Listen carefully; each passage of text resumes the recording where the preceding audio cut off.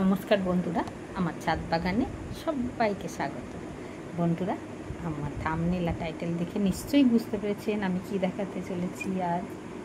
হ্যাঁ বন্ধুরা, গাছের পাতা দেখেই আপনি বুঝতে পারবেন এদের কি হয়েছে, কি কষ্টেরা ভুগছে।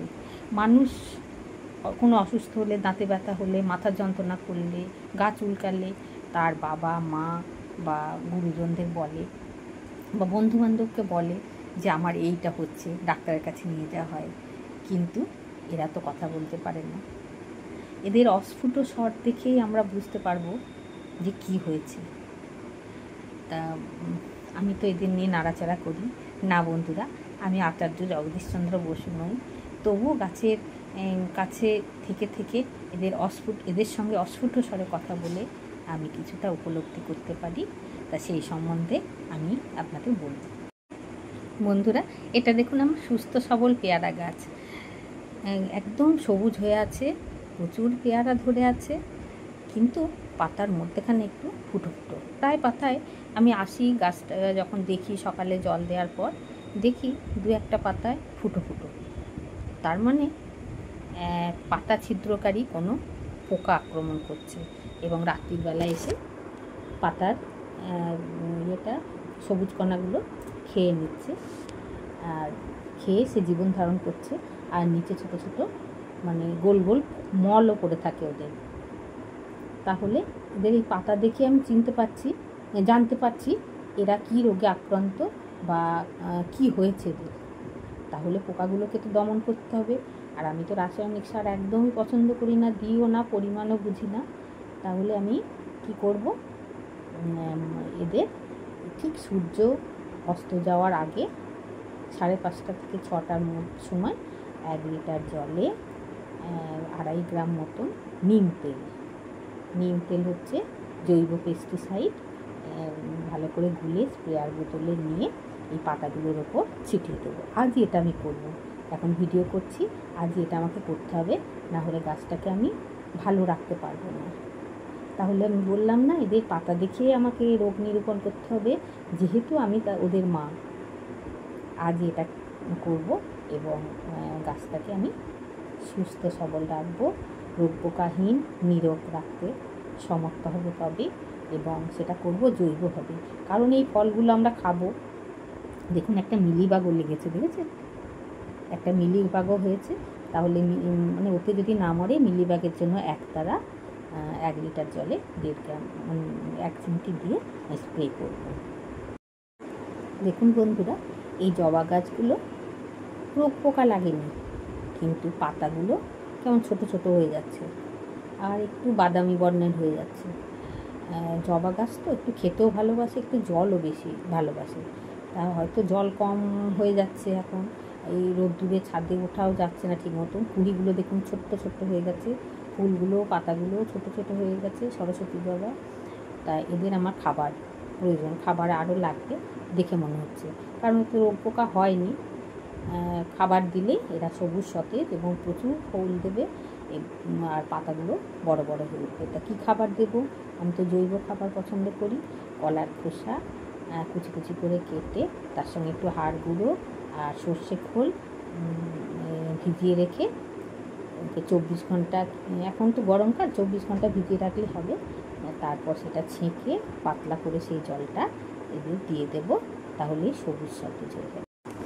বন্ধুরা, যখন দেখব গাছের এই ডগাটা এইভাবে পুড়ে গেছে, একদম মানে নিচের পাতাগুলো সবুজ রয়েছে, ডগাটা যেমন কেউ যেন চিবিয়ে খেয়ে রেখে গেছে, এরকম যদি মনে হয়, তাহলে জানতে হবে এই গাছটা আক্রান্ত হয়েছে। সেটা হচ্ছে এর অভাবে, ক্যালসিয়ামের অভাবে। ক্যালসিয়াম কম আছে।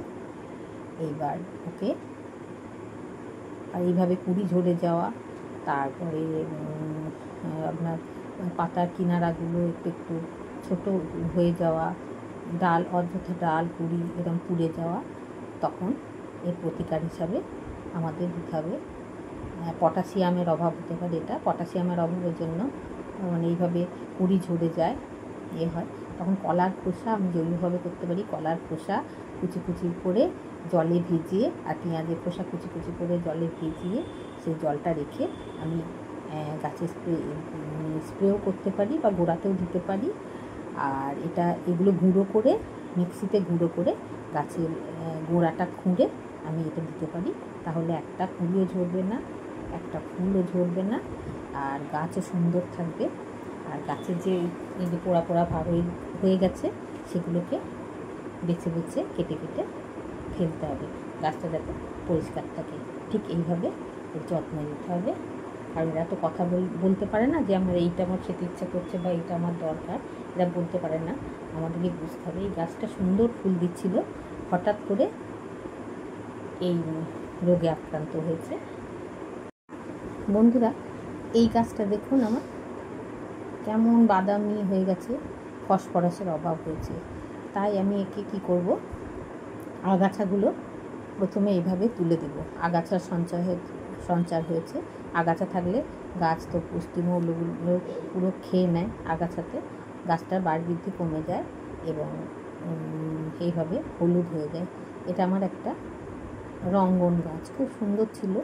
গত বছর প্রচুর ফুল দিয়েছিল, আস্তে আস্তে এরম হয়ে গেছে, বাদামি হয়ে যাচ্ছে, ফসফরাসের অভাব হয়েছে। তা আমি কী করব, জৈবভাবে এর প্রতিকার করব। সেই জন্য প্রথমে গোড়াটা ভালো করে খুশে নিয়ে, তারপরে এটাও একটা আমার জবা গাছ, একই রোগ হয়েছে, ওই জন্য দুটোকে এক জায়গায় নিয়ে এসেছি। ডিমের খোসা গুঁড়ো করে, ডিমের খোসা ভালো করে শুকিয়ে মিক্সিতে গুঁড়ো করে ধার বরাবর আমি এইভাবে দেব। আর মাছের আঁশ, মাছ বাছার পর সেই আঁশ, কাটা, ফুলকো ফসফরাসের অভাব দূর করে খুব, সেই জলটাও দিয়ে দেব। আর ওইগুলো জলে দিয়ে ভালো করে ফুটে দেব, তাহলে কিছুটা হলেও আমার ফসফরাসের অভাব দূর করবে। জৈবভাবে এইভাবে প্রতিকার আমি করব।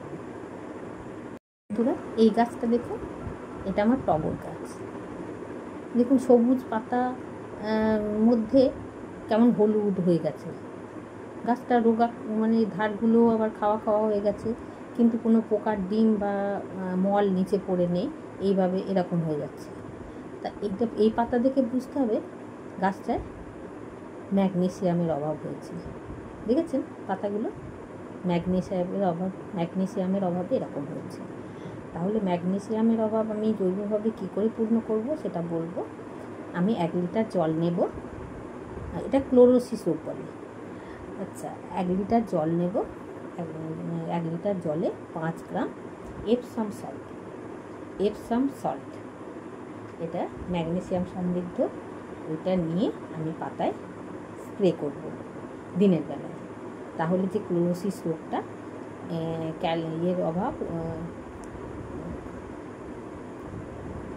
ক্লোরোসিস রোগ হয় পাতায় ক্লোরোফিলের অভাবে, তাহলে সেটা দূর হয়ে যাবে।